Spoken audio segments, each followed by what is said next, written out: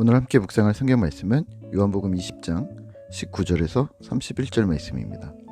요한복음 20장 19절에서 31절 말씀입니다. 오늘은 28절, 29절 말씀을 읽겠습니다. 도마가 대답하여 이르되 나의 주님이시오 나의 하나님이시니이다.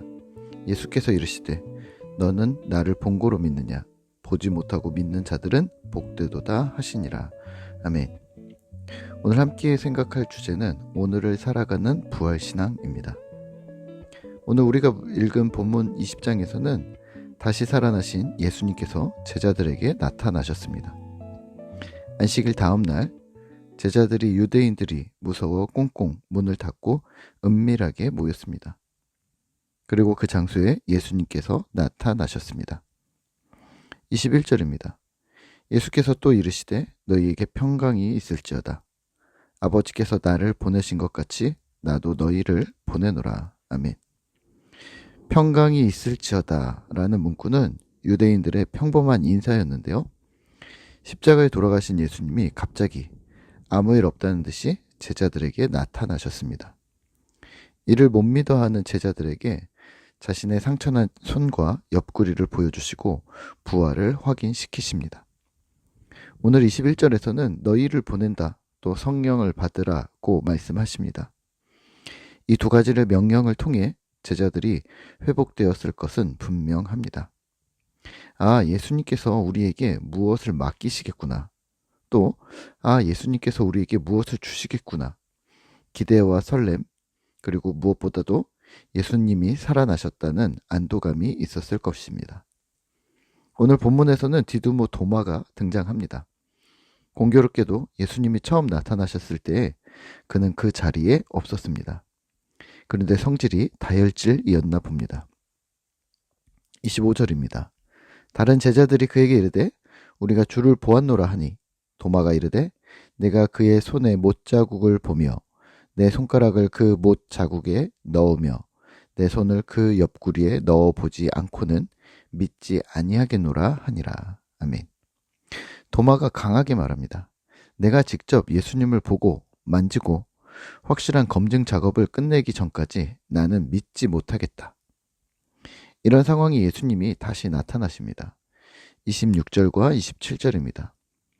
여드레를 지나서 제자들이 다시 집 안에 있을 때에 도마도 함께 있고 문들이 닫혔는데 예수께서 오사 가운데 서서 이르시되 너희에게 평강이 있을지어다 하시고 도마에게 이르시되 내 손가락을 이리 내밀어 내 손을 보고 내 손을 내밀어 내 옆구리에 넣어보라. 그리하여 믿음 없는 자가 되지 말고 믿는 자가 되라. 아멘. 직접 예수님을 만난 도마는 당황하지 않았을까요? 예수님의 요청, 손을 내밀어 손을 보고 옆구리에 넣어보라. 이 요청에 도마는 이렇게 반응합니다. 28절입니다. 도마가 대답하여 이르되 나의 주님이시오 나의 하나님이시니이다. 아멘. 예수님의 손을 확인하지 않고 예수님 옆구리에 손을 넣어보지도 않고 주님을 인정합니다. 자신이 못 믿겠다고 했던 이유들이 한순간에 사라집니다. 29절입니다. 예수께서 이르시되 너는 나를 본 고로 믿느냐? 보지 못하고 믿는 자들은 복되도다 하시니라. 아멘. 오늘 말씀을 묵상하며 우리는 무엇을 기억해야 할까요? 부활신앙입니다. 혹시 이런 생각 해보셨을까요? 예수님은 부활 후에 왜 나타나셨는가? 다락방에 있던 12제자에게 나타나셨고 엠마오로 가던 길에 있던 2명의 제자와 하룻밤을 보내셨고 또 500여 명의 제자들에게 동시에 보이시며 하늘로 승천하셨습니다. 성경에 기록된 것만 그러하지 예수님 부활 후 40일 동안 예수님은 진정 바쁘게 사람들을 만나고 다니셨습니다. 왜 그러셨던 걸까요? 오늘 도마를 만난 사건도 그 사건들 속의 하나일 뿐인 거죠. 도마만 특이하게 믿음이 없었던 것이 아닙니다. 사실 부활의 예수님을 만났던 모든 이들이 예수님의 부활을 쉽사리 인정하지 못했습니다. 무덤 앞에서 울고 있던 여인들에게 예수님이 나타나셨지만 예수님이 아닐 거라고 생각하고 알아보지 못합니다. 제자들에게 나타나셨을 때 도마는 오늘처럼 믿지 못했습니다.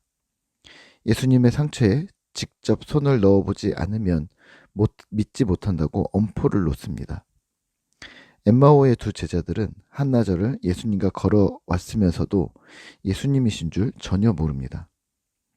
그러면 이들 모두 예수님을 제대로 알아보지 못했으니, 믿지 못했으니 책망받아야 할까요? 그렇지 않습니다. 예수님이 부활 후 나타나신 이유, 목적에 대해서 한번 생각해 보면 좋겠습니다. 무엇이 목적이었을까요? 현재성입니다. 주님이 가르치신 것을 실제 지금도 여전히 지켜가며 믿고 있는가? 그 가르침대로 제자의 삶을 살고 있는가? 다시 한번 피드백을 하셨다고 보시면 어떨까요? 저는 오랫동안 수아라는 언어를 가르쳐 왔는데 후배도 있고 수강생도 있고 다양한 사람들을 코칭해 왔습니다. 수어를 배우겠다고 하는 친구들을 주 2회씩 꾸준히 공부할 수 있도록 격려하기도 하고 채찍질하기도 하면서 본인들이 원하는 목표에 달성할 수 있도록 만들었습니다. 중요한 건 이들이 현재 공부 시스템에 들어왔다는 것을 계속 인지시키는 일이었는데요. 주 2회 문자를 하고 때로는 4주에 한번 전화나 아니면 실시간 줌으로 얼굴을 보며 피드백을 합니다. 그러면 이들은 좋건 싫건 이 과정에 들어온 이상 공부를 하게 되고 실력은 당연히 늡니다. 이렇게 하는 이유는 수업 시간에 가르쳐 준 것을 일주일이나 한 달 후에 만났을 때 제대로 지켜내는 친구들이 너무 적었기 때문인데요. 주기적인 피드백이 이들을 현재 움직이게 만드는 거죠. 예수님이 오늘 부활하셔서 그 소식을 많은 이들, 예를 들어 500명의 제자들 앞에서 쑥 올라가셨어도 충분히 좋은 말씀을 많이 남겨주셔서 됐을 것을 예수님은 한 사람씩 찾아다니셨습니다. 베드로에게는 내가 나를 사랑하느냐고 물으셨고 도마에게는 보지 않고 믿었으면 좋겠다고 하셨습니다. 가까웠던 이들에게 나의 가르침을 그대로 살아내라는 격려이지 않았을까요?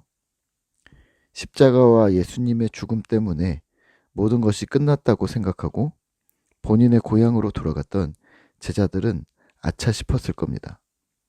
말씀대로 살라고 하셨는데 자신들은 예수님 없다고 다시 되돌아갔고 예수님이 체크하러 오셨으니 말입니다. 부활신앙이란 이렇게 생각하셨으면 좋겠습니다. 예수님의 부활이 첫 열매고 우리도 그 뒤를 따라 부활하게 되는데 우리의 죽음 이후 부활을 생각하지 마시고 그걸 이미 알고 있는 우리는 오늘을 살아가는 것이죠. 오늘 도마처럼 현재를 나의 주님, 나의 하나님으로 예수님께 충성을 다하겠습니다 라고 고백하는 거죠. 그런 부활신앙이 현재를 살아가게 만들어야 합니다. 오늘도 그 부활의 기쁨을 현실로 바꾸어내는 신실한 꿈터 성도 되시기를 기도합니다.